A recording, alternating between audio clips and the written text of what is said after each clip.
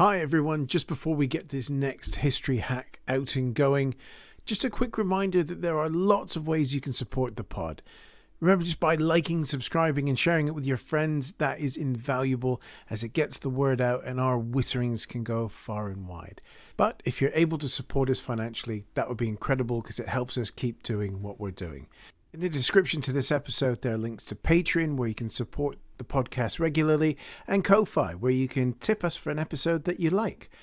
But we've also got some merch. So if you head to shop.historyhackpod.com, you'll be able to see some incredible bits of merchandise featuring designs that Steve Smith does for every episode. We've got some totes on there, some mugs, and we've got more stuff coming all the time. So please do check that out. And if you are able to support us financially, thank you so much. But even if it's just liking, sharing, and telling everyone we're incredible, that helps us too. So without further ado, hello and welcome to History Hack. I'm afraid you've just got me today, but thankfully we have a guest as well. So that means you should keep listening because it's going to be a fascinating discussion because we're off to Italy and our guide this evening or this morning or lunchtime, if you're listening to this at lunchtime, is Samantha Morris, who is an archaeologist by trade. But while she was working on her dissertation about the English Civil War, she found herself being dragged to the Italian Renaissance, which is something we can all understand, really. And as she says herself, it has taken over her life. And we're going to be looking at one very interesting character this evening, who most will have heard of, or if not heard of him by name, will have heard about the event which he's most known for. But we'll get to that in a minute. Samantha, thank you for joining us on History Hack. How are you doing? I'm very well, thank you. Very happy to be here. Hope you're good too. Very well, yes. I think it could be a bit warmer in my house, but other than that, it's November. I know the feeling. We're not allowed to have heat on now. It's too expensive. So see, there you go. Segue. As we're going to be speaking about things getting warmed up later, that's staying in the edit. So where are you going to be taking us this evening? Because who are we going to be chatting about? So we're going to be looking at Girolamo Savonarola, who was a friar, obviously in the Italian Renaissance. And he took on and lost the Borgia Pope, Alexander VI, and it all ended up very messy. So it's quite a dark story, especially towards the end, but very interesting. So have you seen the TV series, The Borgia Pope with Jeremy Irons? So don't even get me started. So Savonarola he's an interesting character. He's very divisive, but you've got a bit of a soft spot for him. So what drew you to him or vice versa? Oh, I do. I first came across him properly, even though I had read about him sort of in passing, when for my sins I was watching the Borgias. I can't believe I've just admitted that. But I was completely struck by this hook-nosed, black-cowled figure who took on the Pope and lost. So I hunted down more information about him and I found a pious, God-fearing man who believed in reform so wholeheartedly that he was willing to do practically anything to get it. And he started out as an underdog, really, with lofty ideas and took on some of the biggest names in the Christian world. And I think that's what drew me to him in the first place. He took on the Catholic Church, and though he lost, he earned his place in history. Very much so. But let's go back to the beginning. So he was born in 1452 in Ferrara, is that right? So what do we think his early years were like? Not a lot is actually known about his early life, believe it or not. I mean, he was born in a little house, which you can still walk past in Ferrara. I've walked past it. I wanted to go in, but we couldn't because someone was living there.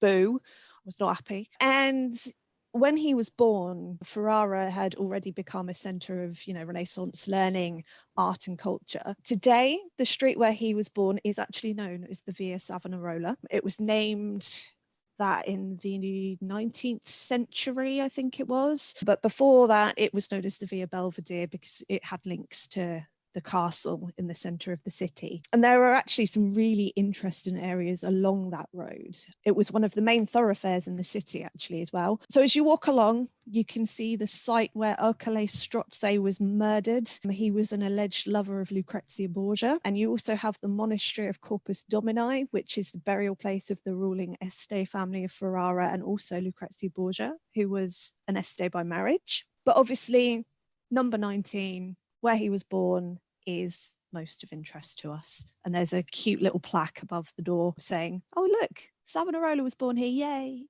in that many words. So yeah, like I said, there's not a lot known of his early life, but we do know he was really close to his grandfather, Michele Savonarola, who was a deeply religious man. A huge interest in the humanist teachings that were sweeping Europe at the time. He was also a courtier and a physician in the Este court. Obviously, as we know, the Este ruled Ferrara. Under his grandfather's tutelage, the young man would have learned a number of languages, including Latin, Greek, and he would have attended lectures at the University of Ferrara, where his grandfather actually taught, and come into contact with the classical authors, so, Ovid, things like that. It was through his granddad, actually, that he got his first taste of court life.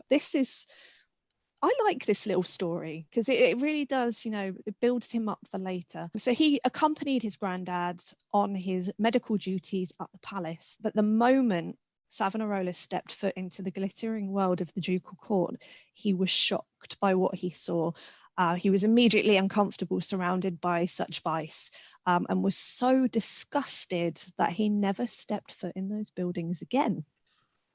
Wow. Yeah, so that, set him up for life, basically. That one moment, he hated that sort of thing going forward, which just goes to show learning from an early age. Yes, set you out on the path you mean to continue. Exactly, yeah. When his granddad died in 1468, Savonarola's father convinced him to study for his Master of Arts in medicine, but that was entirely selfish. His father, Niccolo, simply wanted his son to earn a good enough wage to pay off his massive debts, which is, not nice. So he's got a choice of becoming a doctor, but he takes a bit of a right turn and becomes a Dominican. Just so we know this, because my Catholic orders of priests are a little bit fuzzy. Which ones were the Dominicans? Ones in the black robes. The ones in the black robes, yeah. So not the Jesuits that think around corners and just basically argue about things further. But these guys are very, very pious, very simple living, or they should have been at any rate. But we'll come to that a little bit later with Savonarola's reforms that he started doing, because he wasn't wonderfully happy to start with in the order, but again, we'll come to that in a bit.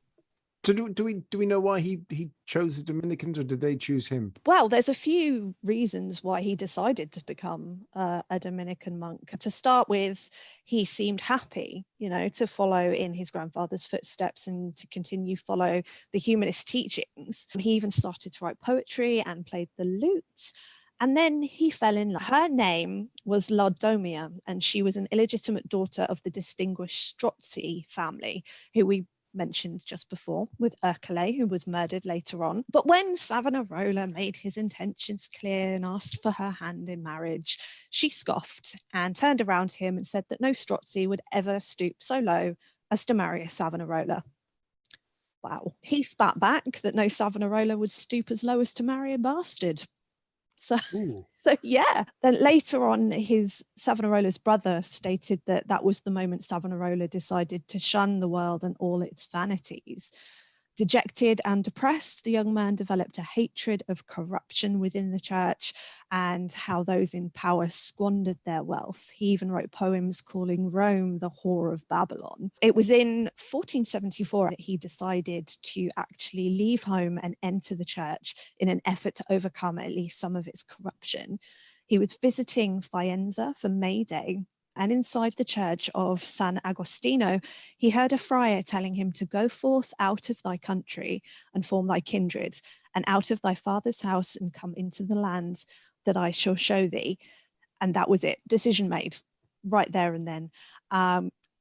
It took him a year to finally pluck up the courage to leave, but he finally did so during the St. George's Day celebrations in Ferrara on the 23rd of April, 1475. He just upped and left his family and walked 30 miles to Bologna, where he entered the Dominican order. I love Bologna. It's one place I've never been. Oh, go. It's well, incredible. we've been to the train station, but that doesn't really count. You should. And if anyone else is listening, go, because it's fantastic. It's beautiful. I have heard it's beautiful. All the Food's towers. incredible.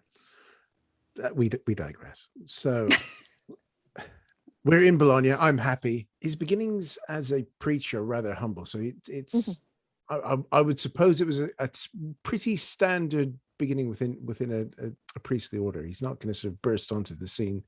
He's just going to have to do the menial stuff. Yeah, pretty much. So it was exceptionally humble. And even in those very early days, he took issue with how richly his fellow brothers were living, which we mentioned very briefly earlier. And during these early days, he had some misgivings about life in the order, which I suppose is natural.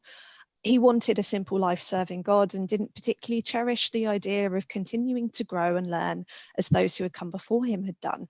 And the Dominican order were known for, it's great learning after all. So at this point, he didn't really see the order as providing the simple life of self-denial and hard work that he really, really wanted. But it didn't take long for him to settle into life at the friary. He was happy doing the menial stuff, the really rubbish jobs. And he completed his novitiate a year later and took his vows.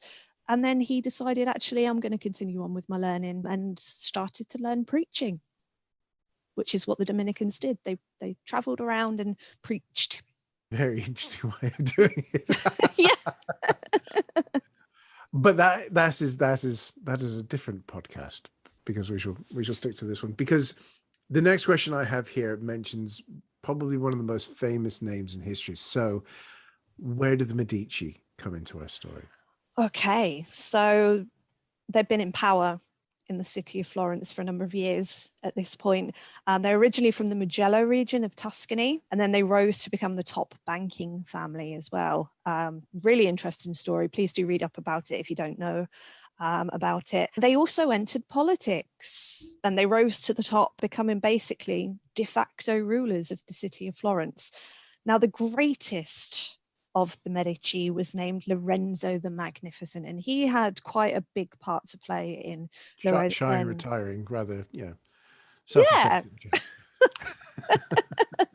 So he had quite a big part to play in the early years of Savonarola's time in Florence. So politics at this time was really turbulent. There were other families who believed that the Medici were upstarts who didn't deserve to have the banking monopoly, nor deserved to be rulers in all but name. One such family was the Pazzi, who would go on to head what became known as the Pazzi conspiracy, which is quite a famous story, actually. And it had the backing of Pope Sixtus IV, I think it was off the top of my head, and it all stemmed from jealousy. And Sixtus, who was annoyed that the Medici hadn't given him a loan to buy the town of Rimini. And he told the conspirators to do what they liked to get rid of Lorenzo, although they conveniently forgot the don't shed any blood rule that the Pope put into place, as they do, during these conspiracies and that. It was agreed that both Medici brothers had to go, and it was planned to take place at Mass on Sunday, the 28th of April, 1478. As the host was raised, they would strike the brothers down, end Medici tyranny, and take their place at the top. But it didn't go to plan. Of course it didn't. So whilst Lorenzo's younger brother was viciously murdered in the sprawling cathedral, Lorenzo survived the attack and began a brutal series of reparations. Each conspirator was quickly hunted down and executed. What would have struck Savonarola the most at this time was how Lorenzo hadn't even flinched when it came to executing the two clergy members who had attacked Lorenzo. Even when Sixtus excommunicated Lorenzo for those actions, he didn't seem to care. And so, yeah, it must have struck a nerve with the young Dominican. After all, his colleagues had been hunted down like dogs by a man who was king in all but name, and it must have left a pretty sour taste in his mouth. He would have known about the Medici family before that, but I think this would have been his first big smack to the face of the family and what was going on in Florence. So he's certainly not showing himself to be shy and retiring, is he? He's getting himself straight in there. He gave himself a nickname, didn't he? Yes, the Hailstorm that will smash the heads of those who don't take cover. He wasn't shy and retiring, that's for sure, at least during his later years in Florence. But before he found his voice, he was actually very quiet, and his heavy Ferrarese accent put people off coming to his sermons. There are stories of him preaching to a near-empty church, the congregation made up of women and children who had no interest in being there whatsoever. Later, he would go on to describe his early sermons of being so rubbish that they could not move a hen. It took him years of practice, being sent to other towns and cities to preach sermons, long hours of preparation to find something to preach about, for him to find his voice. And in Florence, when he arrived there, he saw corruption, vice, gambling, whoring, and homosexuality, all things that he found completely abhorrent. He also found a ruling family that he believed acted like tyrants, linking to the last question there, along with an incredibly corrupt papacy. So it gave him something to shout about. He filled churches for his sermons here, where he denounced all of the issues in the city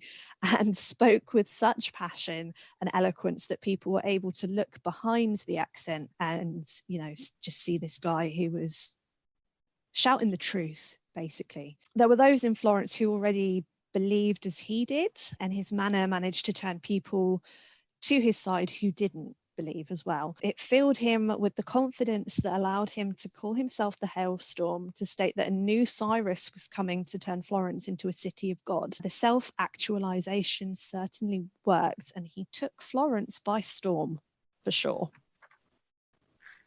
Yes. I guess if you're speaking truth to power in a time when people don't do that, even if you've got a funny accent, people are going to listen to you. Exactly. And it must have been quite something, this little hook-nosed, black-cowled monk standing in a pulpit just screaming about the wrongs of the city and how corrupt the church was. It must have been something to watch, for sure. So we've got some others joining us now, and I'm going to butcher my first Italian name. The Pagnoni? So I think that's about right. Piagnoni, something like that. We'll put it in a sing-song access and just power on through it. Pagnoni. So who are they? And how do they influence us? It actually means the whalers, so we can call them that. Oh, we'll call them the whalers. Okay. Yeah, but so they were basically Savonarola's closest personal adherents and his super fans, if you will. They worked really closely with Savonarola to enforce his campaigns and his rules against gambling, blasphemy, and illicit sex. Basically, in a nutshell, they were the fun police. That's the only thing you could say about them, fun police.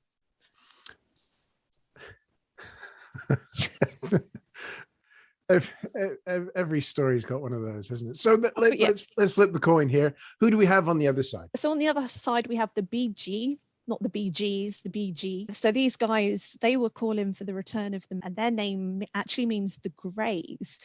Technically, they didn't really support one side or the other, but they missed how life had been under the Medici and wanted to return to wearing nice clothes and having fun. You also then have the Arrabbiati, which means the enraged. And these guys were very anti-Savonarola, and they wanted rid of him by any means necessary. The stage is getting set here for an interesting showdown.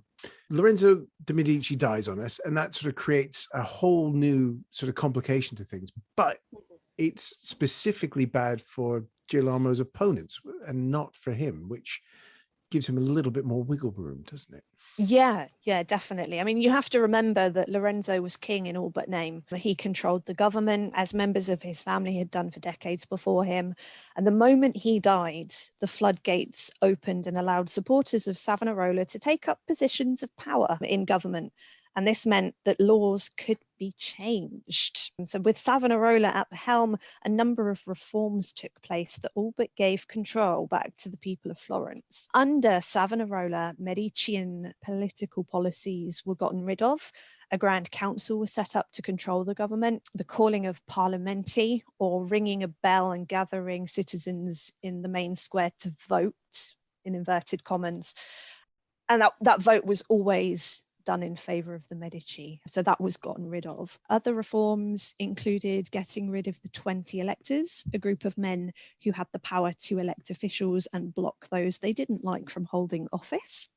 The 6 beans voting system was also gotten rid of. So with this voting system, a black bean meant yes, a white bean meant no, and a vote could only pass with a 2/3 majority. Except the Signoria, the government, had the power to completely override this and wield unchecked power very much like a Roman emperor would have done. It meant that in certain situations, a person's life could literally be in the hands of an all-powerful government. And Savonarola thought, nah, this is dictatorial. We're not going to put up with that. And he argued for the reform. So a new appeal process was brought in, which was a huge win for Savonarola and a painful loss for the Medicians. They'd lost everything with the death of Lorenzo, and lost even more when Lorenzo's son Piero was exiled. So all this is going on. Florence, key city in Italy, side of the banks, the whole 9 yards. And from Rome, we have the lovely Rodrigo Borgia watching very, very closely. He's the Pope, so Alexander the Sixth, Alexander the Sixth. What is he getting up to? Because he's keeping a very close tab on this. Oh yeah, he's sitting there nice and happy in Rome, having just newly been elected, living the high life with his mistresses and his children, and that took Savonarola by the ears and gave him a shake, I would like to say, because corruption, mistresses, children, popes aren't supposed to do that. So Savonarola started shouting out against it, and Rodrigo was basically like, hold on a minute, what's this guy doing? And he was an astute politician who in the past he'd managed to quell a revolt in Ancona. He was wily, he was confident, and he knew how to wield power. So it was no wonder that Savonarola, from his pulpit in Florence, would butt heads with him. Not wanting to give dear old Rodrigo a bit of wiggle room. He wasn't the first pope to have mistresses and kings and things. So no, just to be clear, he's not an anomaly in all this. No, definitely not. I mean, he was no worse, in my opinion anyway, than any pope who came before or after him to an extent. And there were worse out there for sure. He was pretty much a saint compared to some of them. But those saints don't get TV shows. Very true. So we've got 2, it says religious giants here, and it's interesting because they are very much the same, almost the same side of the same coin, because they're wielding similar sort of power, just in ever so slightly different ways. So you've called it the duel of the religious giants. So what's the time has come for them to finally butt heads good and proper, hasn't it? Yeah. So I mean, think of it like a heavyweight boxing match, but instead of the winner getting a belt, they get to see their opponent excommunicated, kicked out of office, or at the very extreme end of the spectrum, dead. So on the one hand, you've got Alexander, the head of the Catholic Church and God's chosen representative on earth, probably the most powerful man in the world at the time, who was technically beyond reproach. And then on the other, you have a simple Dominican friar who had managed to oust the Medici and reform Florentine government from his pulpit, which is, pretty something. But more importantly, he was denouncing Alexander from the pulpit, and convincing his congregation that Alex was so corrupt he could not possibly run the church. He used the Pope's transgressions against him, crying out against his mistresses and children, as we just mentioned there. And he even sent letters to the rulers of other countries asking them to help him oust the Borgia, including Henry VII of England, which I thought was really interesting, that link there between the two. But for all of his clever words, Savonarola completely underestimated just how clever Alexander was, and there was no way really that Savonarola could win when up against Alexander VI. But he tries. It's the try that it gets interesting, because we've reached the bonfire of the vanities. And we're not talking about the Tom Wolfe book. We're talking about the OG bonfire of the vanities here. So what was it? Because it's been something that's been used and framed in so many different ways. But what was the bonfire of the vanities? So, I mean, every art historian I've spoken to, if you mention that phrase, bonfire of the vanities, they will cringe because of what was consigned and lost to the flames. So basically, this bonfire, Savonarola sent his army of boys, fanciullae, from house to house to collect up vanities or items that offended God or was seen as evil. And they basically forced people to give them up as well. So anything like makeup gowns, wigs, books by classical authors, nude paintings, nude statues. It's said that even Botticelli gave up some of his paintings as well, which just hurts my heart because I love Botticelli. And then in the Piazza della Signoria, a massive tiered pyramid was built, topped off by an image of the devil. And then the vanities were piled up all around. Just so we know exactly where all this stuff is going. Yeah. And the higher a vanity was to the top, the more evil it was. You know. So the Botticellis were on the top, weren't they? Oh, probably, which is such a shame. Just makes me want to cry thinking of that. Now, a Venetian merchant actually offered 20,000 florins to the Signoria to save all of this stuff, but he was refused, and it all went up in flames anyway, which, again, very sad. So Savonarola actually did this on the back of a very difficult time for Florence, on the back of war and famine that had gone on in like 1497. And he thought a bonfire at Carnivale would boost morale. And it kind of worked a little bit, but it couldn't last because, you know, people were still going hungry and they were growing angry with Savonarola, especially when he turned around and told them that the famine was their fault. That's never good. Yeah, so that kind of ticked them off a bit, and yeah, you don't tell starving people that you're starving because it's you, because that just annoys people. Really, exactly.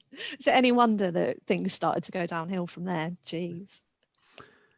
So the tables get turned now. So they've had their bonfire, yes. they've had their fun. We've lost more great works to the flames. What happens now?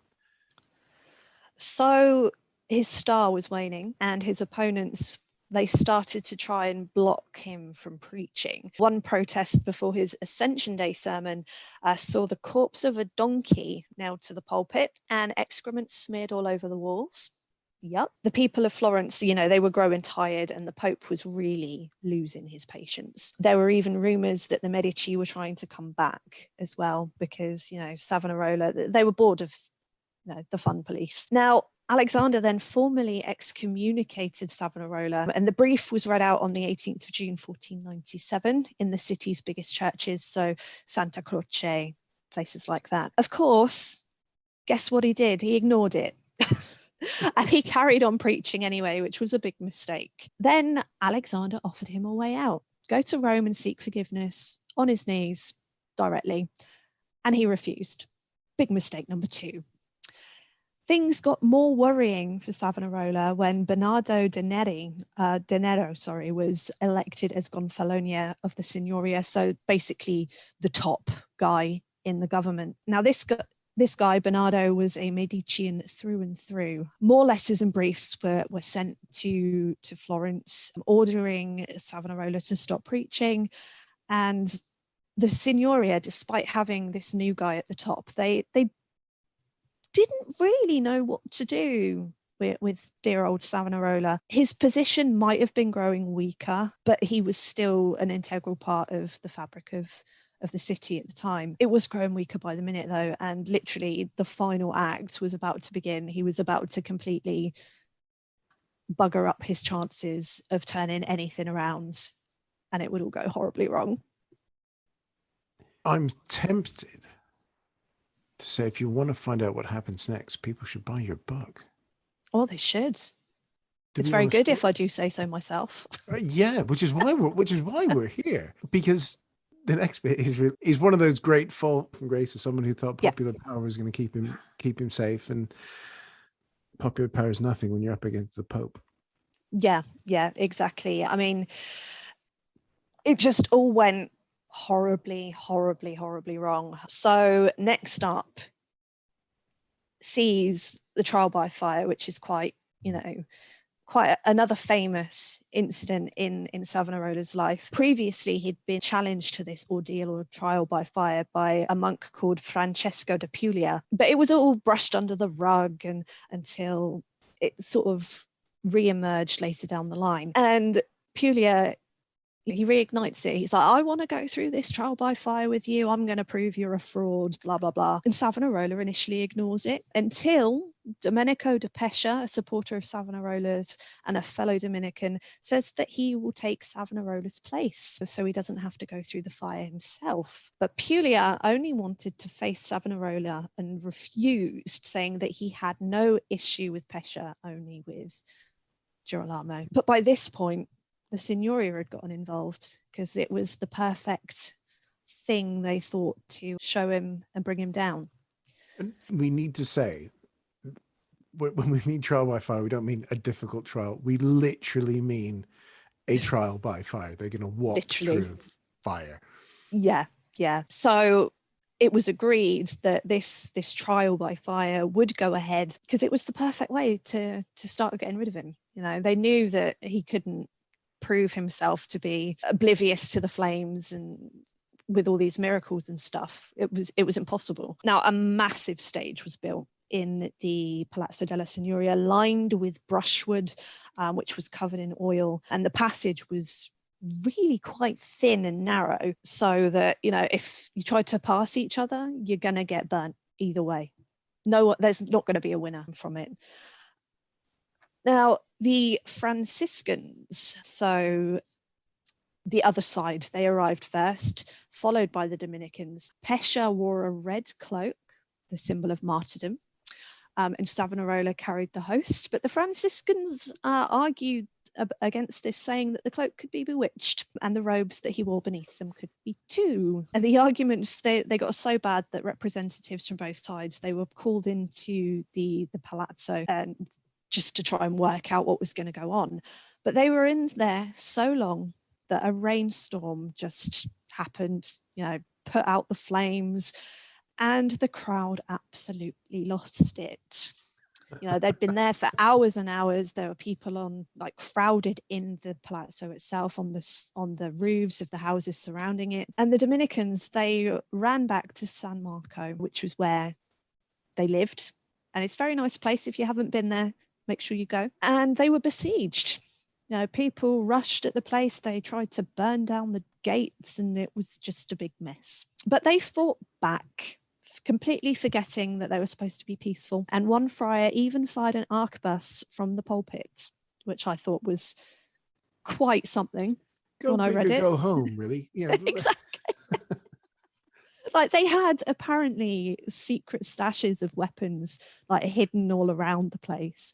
And I'm like, what? What's going on here? It's crazy. So yeah, Savonarola gives himself up because he knows that it can't carry on. He doesn't want to risk the lives of his friars under his care. And he's formally arrested along with two of his supporters, Domenico de Pescia, who we've met in the trial by fire, and another gentleman by the name of Silvestro Maruffi, who was another supporter who had tried to escape San Marco and got caught going out the back gate. So it's not a good end, really. No, not at all. And it gets worse. We're sort of dragging everybody down now. So, let's do this. Let's spoil the end of the book. What becomes of him? Oh, spoilers. Oh, no.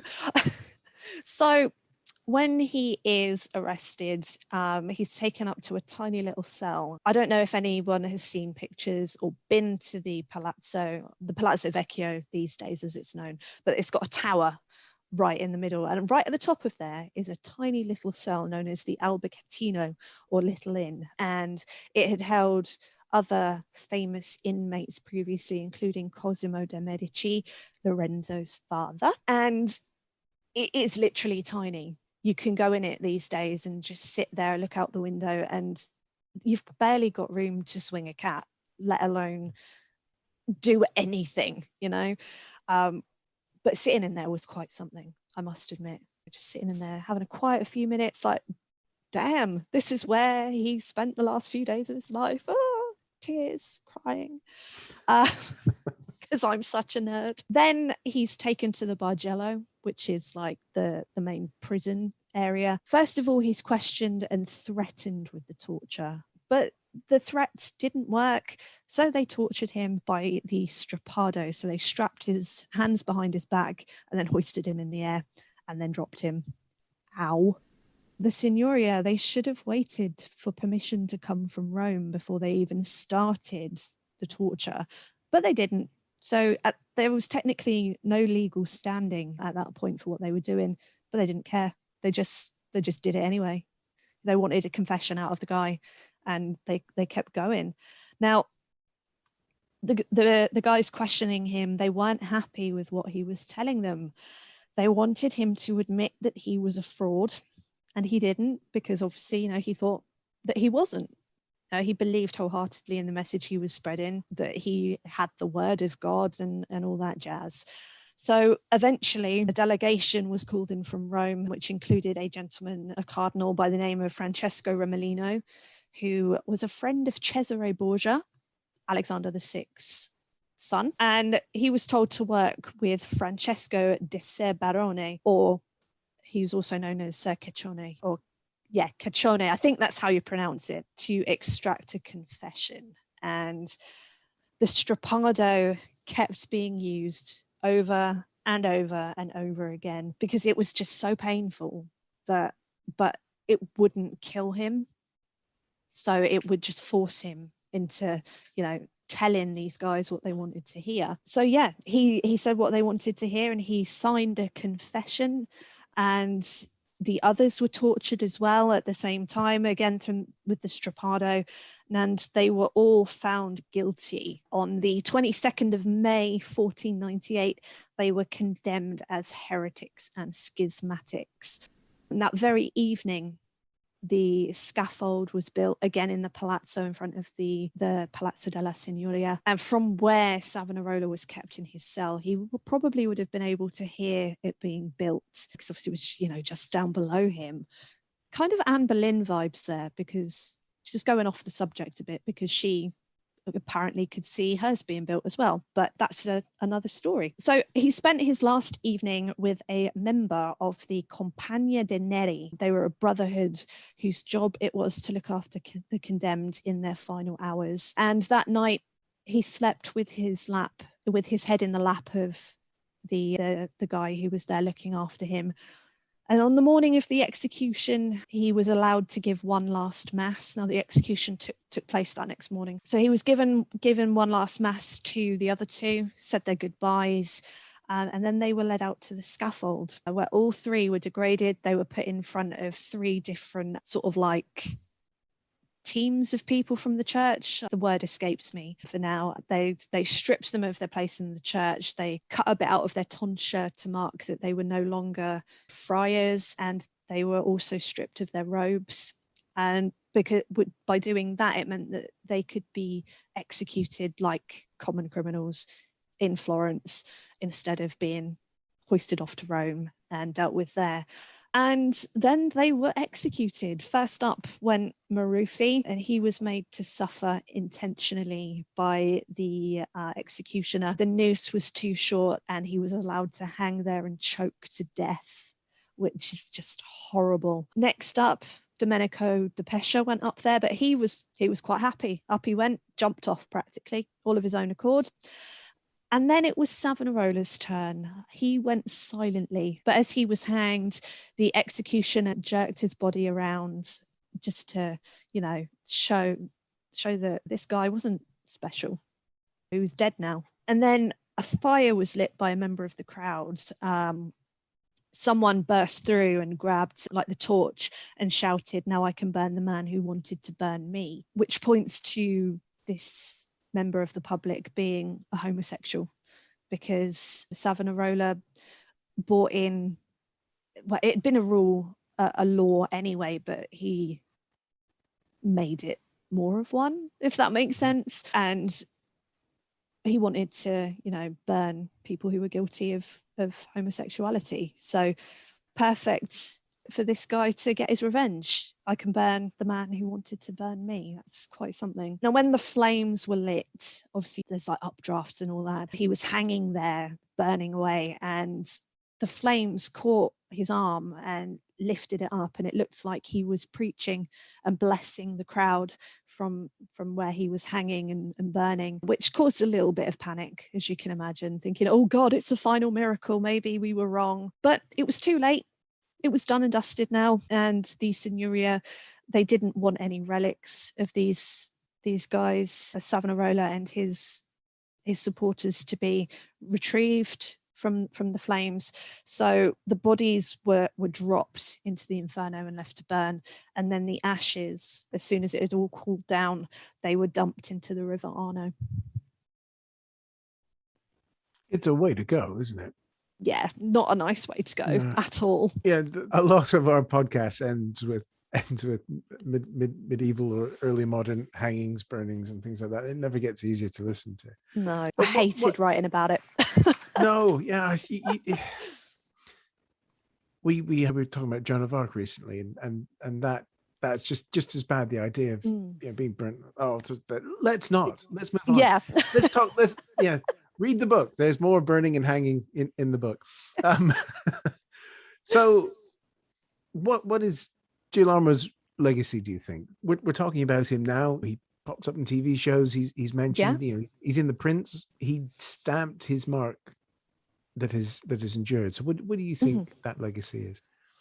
Oh, wow. He obviously, like you say, he stamped his mark on history. He was a very early reformer of the church, and he influenced people like Martin Luther and John Calvin. Now, he's actually on Martin Luther's tomb. There's a carving of him on Luther's tomb, which I thought was quite nice. Yeah. So, without Savonarola, we wouldn't have had the Protestant Reformation. Basically, that's the way I like to see it. He's in modern media. He's in the Borgias. He's in Borgia, Faith and Fear, which is the better TV show. Everyone should watch it. Much better. And he's in video games as well. So, the only problem that I see is that people still want to vilify him hugely. I mean, he did some really bad stuff, of course, at least from a modern day standpoint, but he believed he was doing the right thing for Florence. He wanted to make it better. But in these TV shows and video games, he's seen as and shown as a bit of a fanatic, which I can understand, because he was fanatical in his ways of going about things and ending all the fun that was had, ending Carnivale, ending going out whoring, drinking, gambling, all of that side of things. And in the shows as well, he's just shown as not very nice. But I like to think that he might have had some bad ways of going about things, but who doesn't, at the end of the day? And as well as that, he's commemorated every year in Florence on the anniversary of his death. There's a big service done. No. there's a plaque on the grounds outside the Palazzo Vecchio, as it's known now, which marks the exact spot where it happened. And they have a ceremony there every year. And then they walk down to the Ponte Vecchio and they pour rose petals into the water, symbolizes the ashes of the condemned men. And they do that every year without fail. Flowers are laid down on the plaque.